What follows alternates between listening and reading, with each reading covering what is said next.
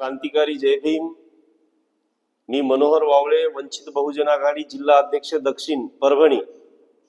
या व्हिडिओच्या माध्यमातून मी सर्व संविधान प्रेमींना, परभणी जिल्ह्यातील सर्व वंचित बहुजन आघाडीच्या कार्यकर्त्यांना, पदाधिकाऱ्यांना आवाहन करतो की येणाऱ्या 25 नोव्हेंबरला शिवाजी पार्क मुंबई येथे संविधान सन्मान सभेचं आयोजन करण्यात आलेलं आहे।